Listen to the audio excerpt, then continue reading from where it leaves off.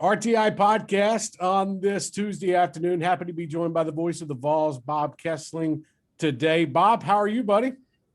I'm doing great, Trey. Good to talk to you. Good to talk with you.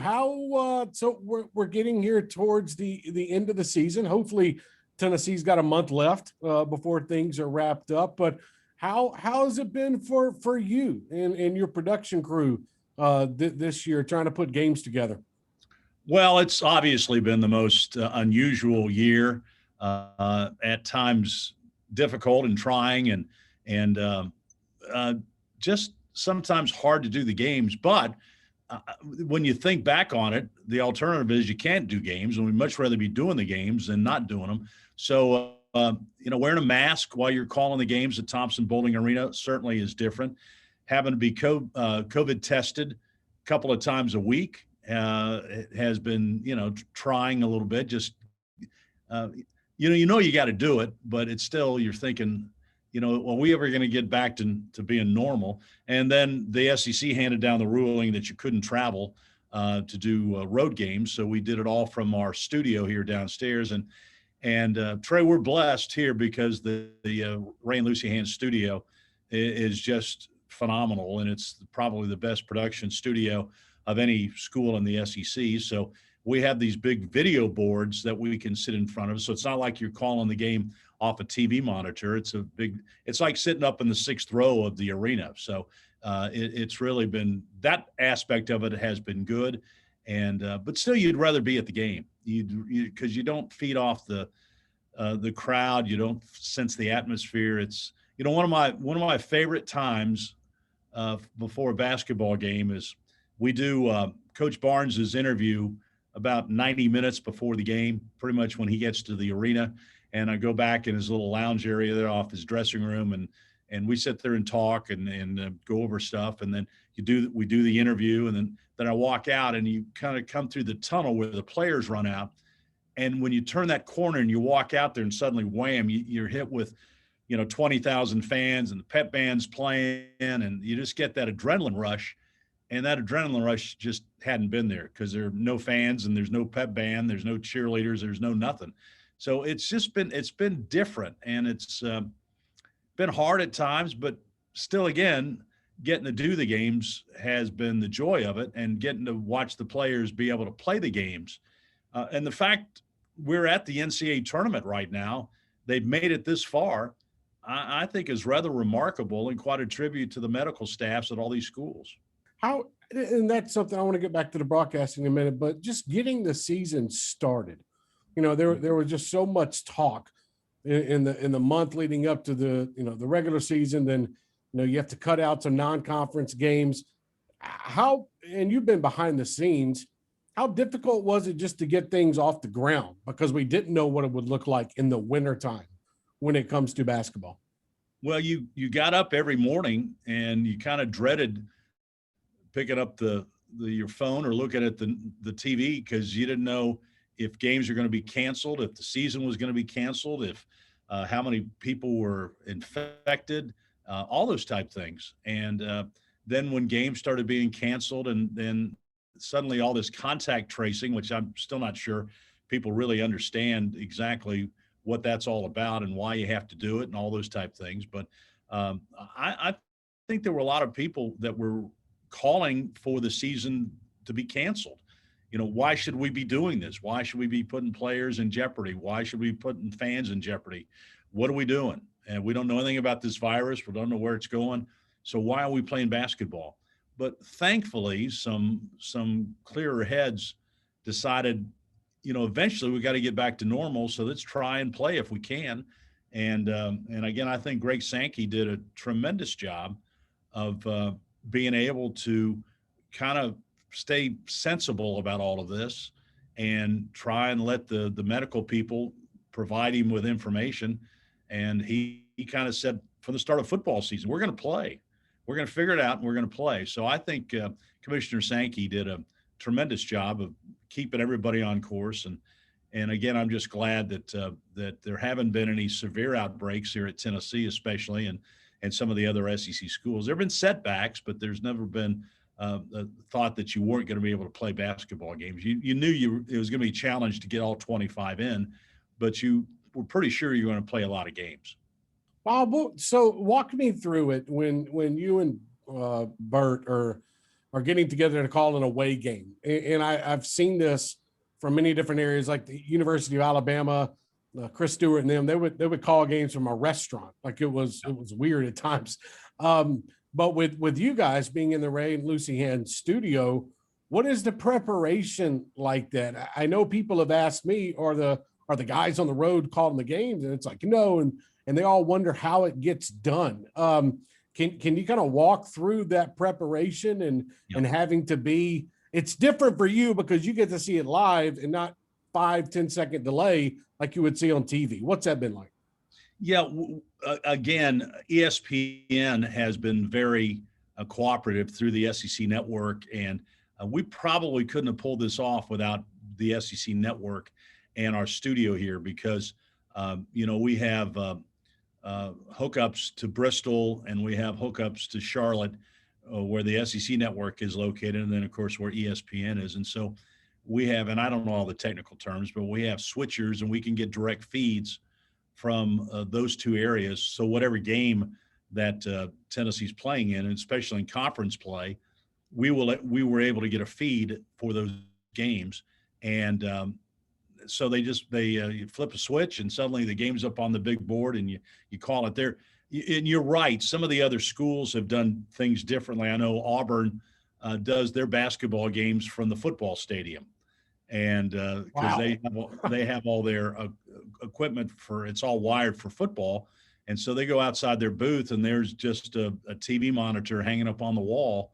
And that's where Andy and his crew do their games. And every place is different and everybody does the best. I think Mississippi State, Neil Price told me they're doing their games from the football stadium as well, just calling it off a TV monitor. So we're blessed that, again, we have all these facilities here at Tennessee, and we have these huge video boards.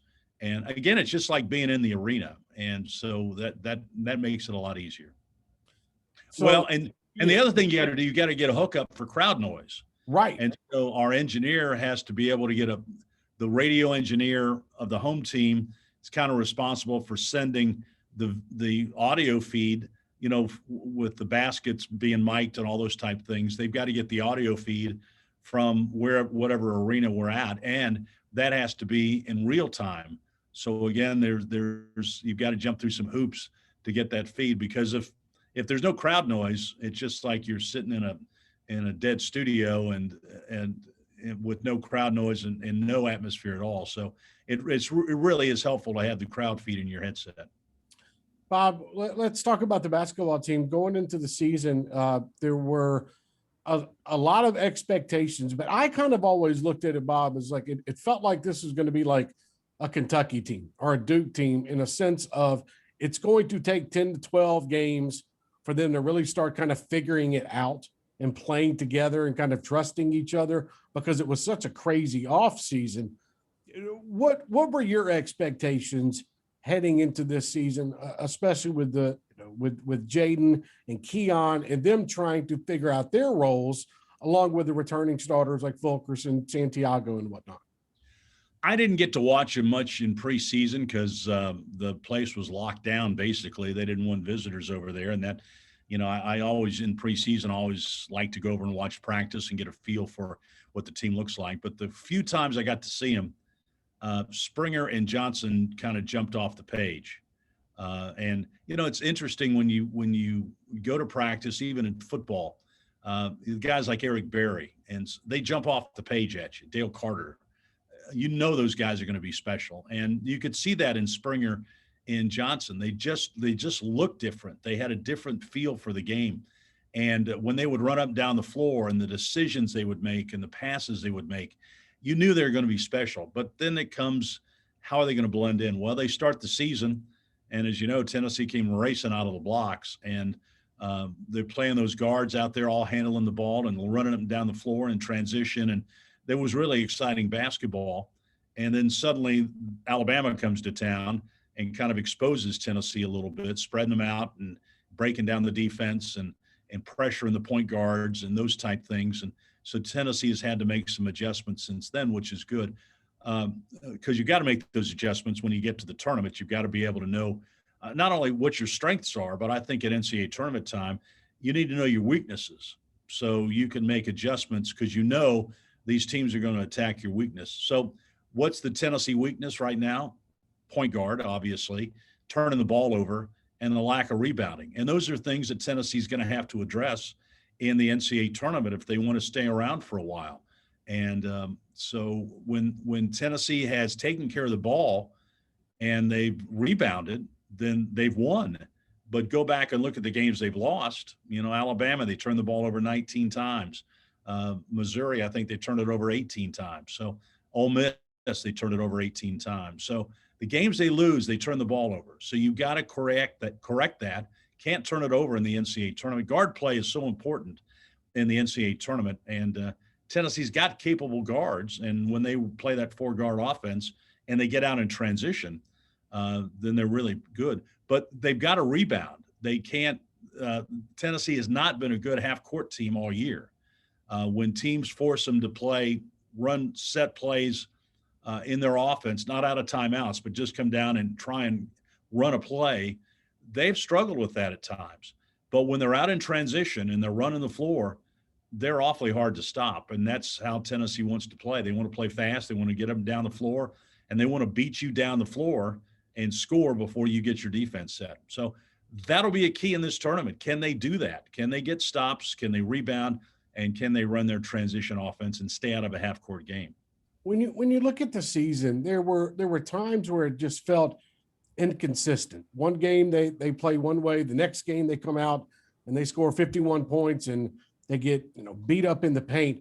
Why do you think there has been inconsistencies from game to game with this Tennessee basketball team this year? Well, I think if you look at the games they have won, and they shot a good percentage, they took care of the ball, they got points in the paint. The games they lost, they turn the ball over a lot, take too many threes, and they don't get many points in transition. So I think it's all about Tennessee's transition game, and again the transition game takes you back to getting stops and rebounding. And this is not a good half-court offensive team. At least they haven't been consistently. They've got to get out. The first 25 minutes of the Alabama game, they were flying up and down the floor. Yep. And they were beating Alabama back, and they were getting shots off before Bama's defense got set. Well, in the second half, Alabama, after the first 5 minutes, started making shots, and then suddenly Alabama was able to set its defense, and Tennessee struggled. So it's about getting stops and getting that transition game going. They've got to be able to run the ball and let Springer and Keon Johnson create shots and get to the basket. When we talk about John Fulkerson, we'll get to Yves Pons here in a minute. John Fulkerson, he comes in, and there are expectations this year, but you kind of expect teams to kind of figure that out sometime during the season and make Tennessee play a different way. Were you surprised it kind of happened with Fulkerson earlier in the season where to me, it felt like he had the weight of the world on his shoulders, and it just got to a point where other guys have had to step up in that situation. What has been your thoughts? You've watched him every single game this year. What's your thoughts on John Fulkerson and his play? I never thought he was healthy. I just didn't think physically he was 100% all year. I know he had COVID. He's talked about COVID and how it set him back. He just looked like he couldn't catch his breath and couldn't play hard for extended minutes. Then he hurt his back. I think that was a problem. Then he hurt his hand. And you could tell there was a stretch of games where every time he caught the ball, he kind of winced a little bit. And you could tell that his back was bothering him. So, and John's not going to make excuses, and he's not going to talk about it.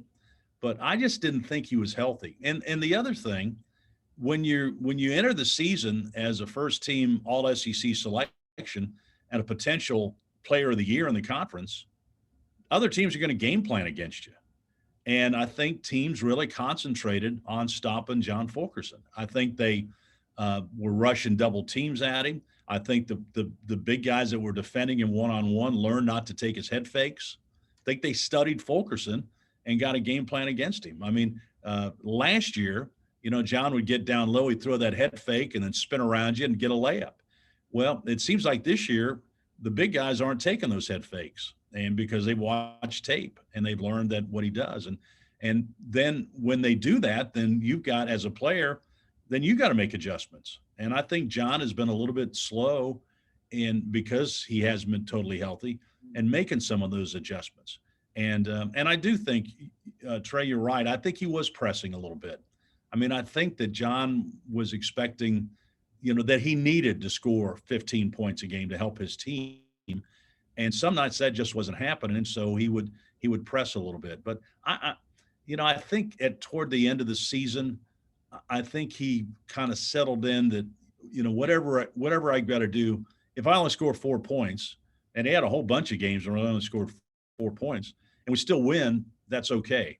And I think he's kind of settled on that. He said that there are other people on this team that can help Tennessee win. So, but I think it's been a trying year. And I think that John got frustrated at times. I think he got discouraged, but I think when it's all said and done, John is all about the team and how the team's going to perform. And you saw it on Senior Day.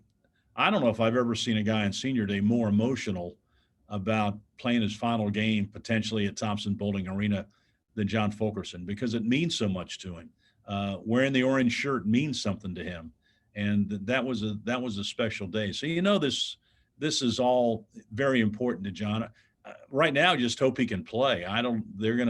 Rick Barnes told us on Vol calls Monday night that this is literally day to day, and they're just waiting for the doctors to see if he can play. I'm sure he'll probably have to wear some kind of mask if he can play, but the concussion protocol he's got to be in, and just the eye situation, we'll just see how that plays out. We might not know till Friday morning. And it could be something where Tennessee needs to win a game on Friday to get him back for Sunday. I mean, yeah, maybe. You don't know. You don't know what the extent of the concussion is.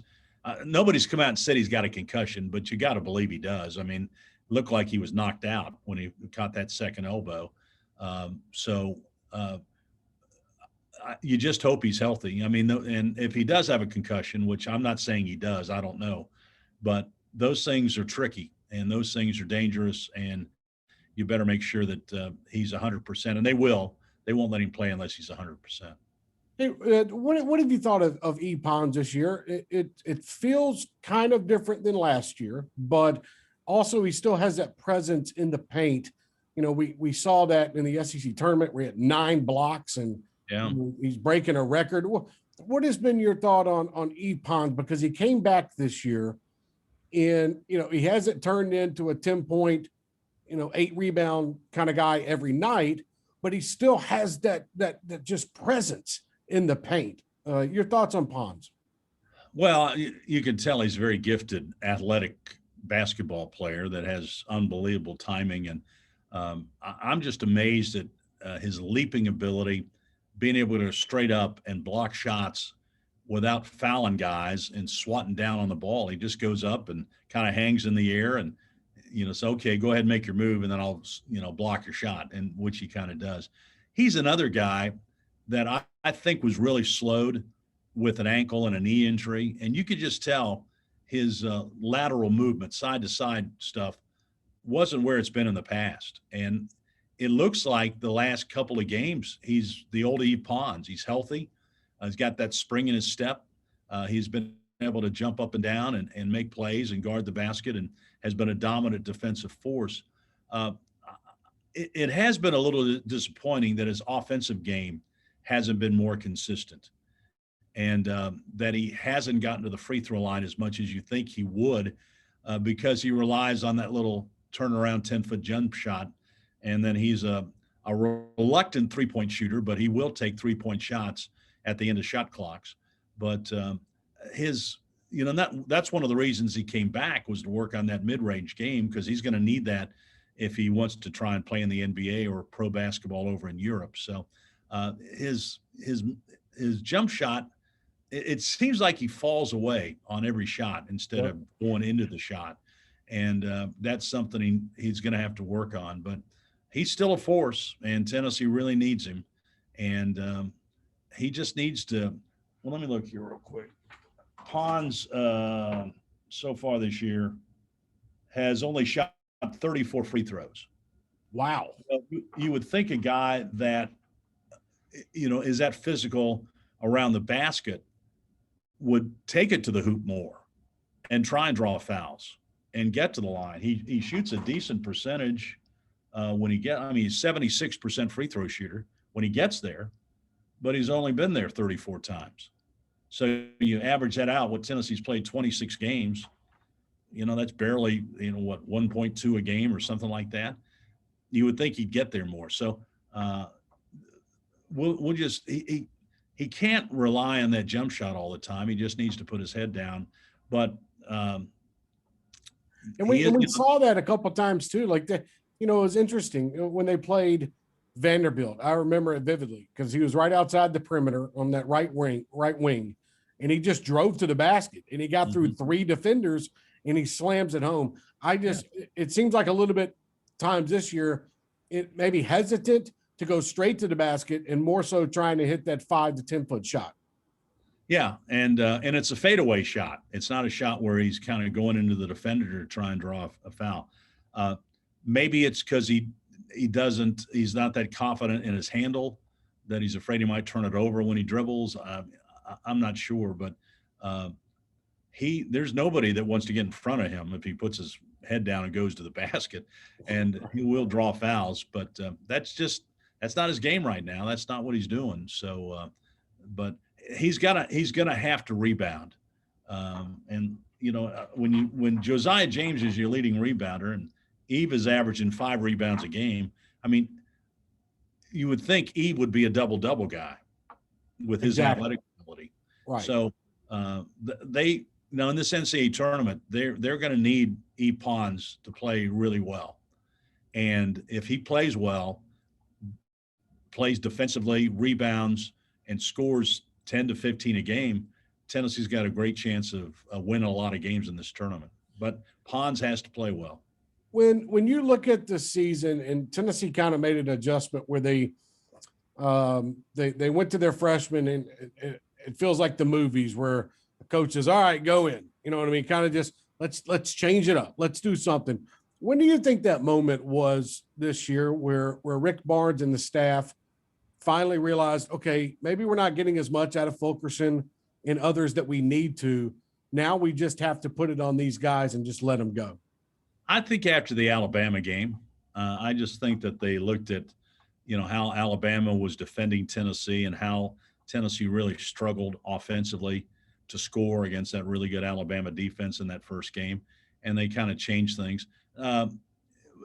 Remember that, Springer got the ankle injury, missed a couple of games, and Johnson got banged up a little bit there for a while. And so when they got back healthy and he put them in the starting lineup, and those guys, they're so talented. It's obvious that they're the top 2 scorers on the team right now. So it's obvious that they're very talented players, and you've got to go to them. And they've started doing that. So Coach Barnes, had said that if there weren't for some of those guys being banged up and some injuries, he probably would have put them in the starting lineup earlier. But right now, they are your 2 biggest offensive threats consistently, and you've got to go through those guys. And they're hard to stop. Alabama, Keon scored 16 in the first half against Alabama, and then Bama changed their entire defensive philosophy in the second half. They put Herb Jones on Keon, and that really kind of slowed Tennessee down a little bit. So that tells you that Keon is a key force in this game. Victor Bailey's a wild card as well. You look back at the games that Tennessee has won, and Victor Bailey has shot the ball well. He has been one of the most inconsistent shooters that Tennessee's had in a while. He's got a great stroke, and he's a good shooter, but he's just been a little bit inconsistent, the ups and downs. He gets 29 one night, and then he gets 4 the next night. And that's as a coach, sometimes that's hard to live with. But Victor has to step up, and one of the reasons that Tennessee has been inconsistent inside is there's not that constant threat outside to hit 3-point shots. Now, Tennessee will knock down a few, but they, last year, whether Jordan Bowden was hitting them or not, you still had to go guard him. And that opened things up for Fulkerson a lot. And then if John would get double teamed, he'd have an outlet to Bowden. And that was a pretty good formula for Tennessee to win some games. But I'm not sure right now that the opposing teams really fear Tennessee's 3-point shooting. And so they were able to pack things in like Kentucky did against Tennessee here. Right. Kentucky, heck, they had all 5 guys inside the lane and basically said, we're going to switch everything, or if you want to shoot 3-pointers, go ahead, but you're not going to beat us in the lane. So, and I think a lot of teams have made that adjustment against Tennessee. Is that what Santiago Vescovi can be? Or is that asking too much? Because we've seen so many great 3-point shooters come through over the last, 20 years, 30 years. Everybody remembers Lamonte, where he can get outside and hit a shot, or Bowden can hit a shot. Was that what Tennessee coaches were relying on Santiago to do? Because we've seen this year, Bob, where he's not getting to the rim as much and dishing it off. It's more so outside the perimeter. Well, that's his game. I mean, he's taken 134 3-point shots this year, which is the most on the team. So it's not like he's not taking shots. Right. And he's shooting a decent percentage. He's shooting 37% from 3-point range, but he's a spot-up, standstill shooter. And he's not a guy that creates his own shot very much. He's not a guy that can shoot off the dribble that well, although he's done it more this year than he has in the past. But, he's deadly when he gets his feet set. And, Santiago I enjoy going to the games early and setting up and then watching Santiago. He's out there 2 hours before the game, and he'll probably shoot 150 3-pointers before the game and probably make 75% of them.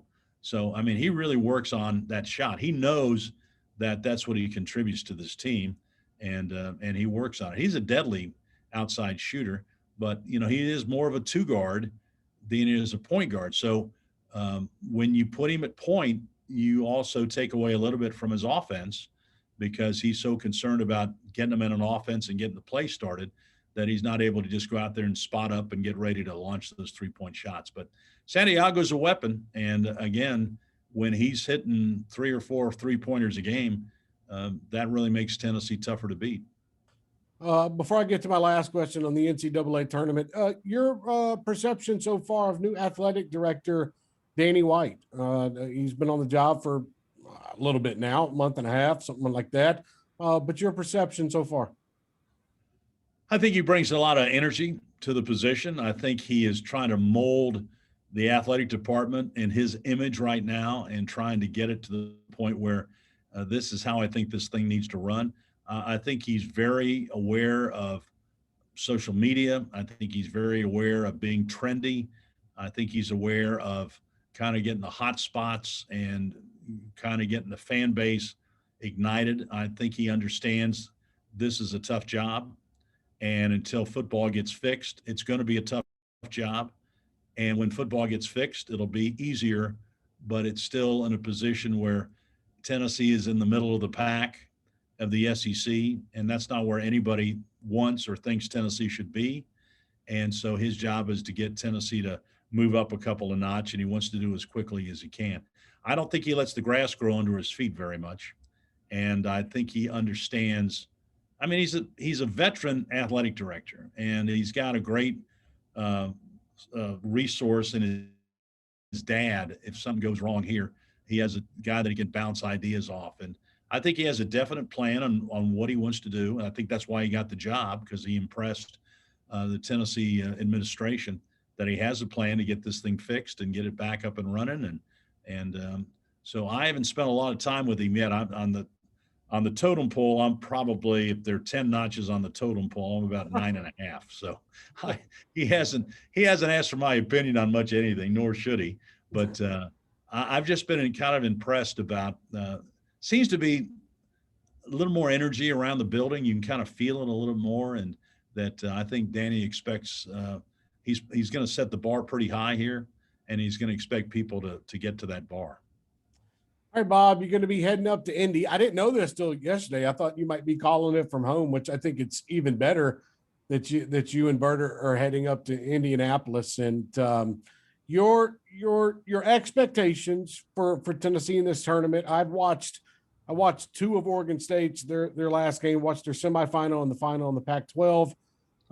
It seems like they kind of rely on the guard a little bit. They don't do much in the paint, kind of off and on. It kind of reminded me of Florida, to be honest with you, Bob, where Trey Mann goes for 30, and then they try to figure out what they're going to do inside the paint, especially against Fulkerson. What are your expectations for Tennessee in this tournament? And if they want to advance into the second weekend, what do they got to do in the first weekend? Well, it's about how you're playing. It's not about what your record is. It's about how you're playing. And I'm not sure there's a hotter team in the country right now than Oregon State. I mean, what they did in the Pac-12 championship tournament was pretty remarkable. And, they were picked to finish 12th in the Pac-12, and then they were seeded 12th in this NCAA tournament. So apparently they're having T-shirts made up with number 12 on them. That's going to be their rallying point to try and get them going for the tournament. But it's a hot team, and they play with a lot of confidence. They got two really good guards, and Thompson and Lucas, and those guys can fill it up. They've been kind of streaky during the season, but here in the postseason, they've been hitting their shots. They've got some size inside. They got a couple of big guys that don't score a lot, but they rebound. And so I think it's what we came back to. If Tennessee rebounds, gets some stops, and gets out in transition, I think they can hang with anybody in this tournament. So to me, that's the key, rebounding and transition basketball, because if Tennessee settles into a half-court game, they're going to struggle. That's fantastic. Hey, real quick, I forgot to ask you, is it going to be weird you've been in a bubble for pretty much for the last 9 months. Is it going to be any different in Indianapolis? Like, even for the players, like I know they had the 24-hour quarantine right when they got there. I don't know if you guys will have to do that or not, but is it going to be any kind of difference this year besides it being in one city or one outlying area? Well, we are not in the bubble. The only people that are in the bubble are the 34 people that are on the trip. And so that's the staff and, the trainers and managers and all of those people that travel with the team. We're not included in that. We had Rick Barnes on Vol Calls last night. He said that as soon as he got off the bus, they had medical people there to escort him into the hotel. I mean, so they went into the bubble as soon as they got off the bus. And the first thing they did was they went and got COVID tested as soon as they got to the hotel. And then they took them to the ballroom and I guess explained some things. So they go from the ballroom where they eat their meals to their hotel floor. And each team has a floor in the hotel, and they're not allowed to leave that unless they're going to practice. So they can't hang out with their family. They can't walk around just to get some fresh air. They practice at the convention center, which there are walkways from the hotel to the convention center. So they can't even go outside to walk on the street to go to the convention center. They've got to go through this, the walkway across the street to go to the convention center to go practice. So they've got this thing pretty much locked down. And the last thing the NCAA wants to do is have 2 or 3 teams get an outbreak, and then suddenly, teams are dropping like flies out of this tournament. So that's the last thing they want. I'm sure the NCAA is going to be thrilled when they get these games started on Friday and get the first batch out of the way. Or you could be not the referees to go out to dinner before they get tested, and then they get sent home. Yeah. Isn't that crazy? I saw a deal with Ted Valentine today, and he said, we didn't think anything about it. We couldn't check in our hotel room. So we just went out to dinner and come back, we get tested and we get popped. So I don't know. It's crazy, but we will not be in the bubble. So we will stay at a separate hotel. And we will be just like a normal fan that is going into the game. I don't know where the broadcast positions will be. I know we're at at the Pacers Arena downtown. To be honest with you, I was kind of hoping we'd be at Hinkle Fieldhouse. Right? I know. That we did a Butler game a couple of years ago, and that was tremendous doing a game in Hinkle Fieldhouse. It's just so cool. Or I've never done a game at Indiana, so I was thinking maybe play it at I don't know what the name of the arena is. Assembly Hall. Yeah, it's not Assembly Hall anymore. They named it they named it after a big donor. That probably Mark Cuban now. No, it's not Cuban, but I can't pronounce his name. It's one of those SVJOK deals. I can't pronounce that. I'm not sure how they pronounce the name, but so anyway, I was hoping to be there, but I'm fine. Our hotel is right next to the Pacers Arena, and so we'll walk across the street and do the games, and hope we get a long stay in Indy this weekend. Well, I hope you guys have a great time. Hope you guys have a great call. And I hope you're there for a while, because I don't feel like Tennessee's basketball season being over yet. I'd like for it to go on for a little bit longer. So yeah, this has been a special team. It's been a lot of fun to watch this team grow, and the way they played back in December, you knew this team had a lot of potential if they could keep building. They've had bumps along the way. They've had those ups and downs, as we all know, but when they play together, they're about as much fun and exciting as a team we've had around here in a long, long time. So the one thing that gives you hope is that, as I mentioned before, guard play in March is so important, and Tennessee has really good guard play. Don't have a great natural point guard on the team, but they've got 4 guards that can all handle the ball and make plays, and that's a lot more than most teams in this tournament. So that's a big advantage for Tennessee, is the fact they do have guards that can handle the ball, move it up and down the floor. They can beat you in transition. And if they get that transition game going, Tennessee's going to be hard out. That's awesome. Bob, I wish you guys safe travel. Have a great call on Friday. We'll be listening. And thank you for joining today. Trey, anytime. Always good to talk to you. Thank you very much. Thank you, Bob.